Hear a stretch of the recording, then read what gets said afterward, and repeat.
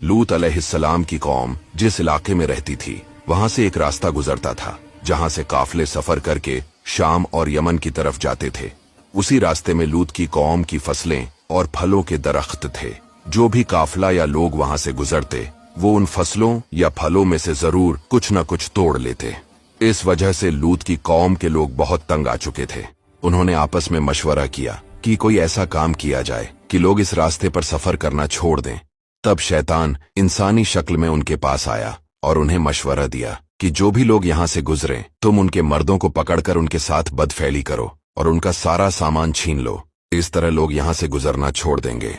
इसके बाद शैतान खुद एक खूबसूरत लड़के की शक्ल में उनके पास आया और उन्हें वर्गलाकर उनके साथ ये गलत काम किया। इस तरह उस रास्ते से जो भी काफला गुजरता वो लोग उन्हें पकड़ लेते और उनके साथ ये हरकत करते। आहिस्ता आहिस्ता उन लोगों ने आपस में ये काम शुरू कर दिया और अपनी औरतों को छोड़ दिया।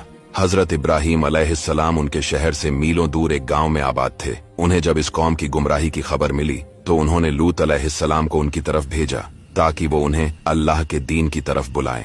कुछ रिवायतों के मुताबिक लूत अलैहिस्सलाम इब्राहीम अलैहिस्सलाम के कजन या भतीजे थे और जब नमरूद ने इब्राहीम को आग में डाला था और वो सही सलामत आग से बाहर निकल आए तो नमरूद ने गुस्से में आकर उन्हें अपने मुल्क से बाहर निकाल दिया।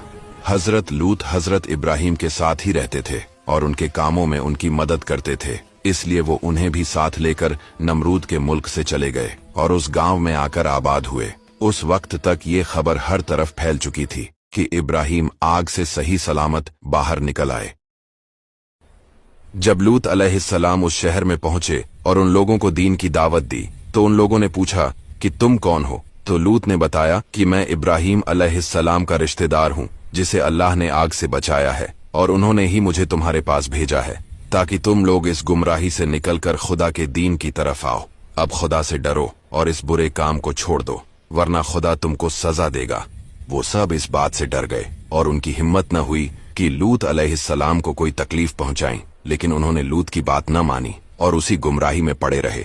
इसी तरह जो शख्स भी उन लोगों के शहर से गुजरता वो लोग चाहते कि उसके साथ बदफैली करें, लेकिन हजरत लूत उस शख्स को उनके हाथ से बचाया करते थे। लूत अलैहिस्सलाम काफी अरसे तक उसी शहर में रहे। उन्होंने वहां की एक औरत के साथ निकाह कर लिया था। उस औरत से कुछ बच्चे पैदा हुए। लूत अलैहिस्सलाम उन लोगों को नसीहतें करते रहे। जब वो बाज न आए तो आखिर लूत ने उनके लिए बद्दुआ की।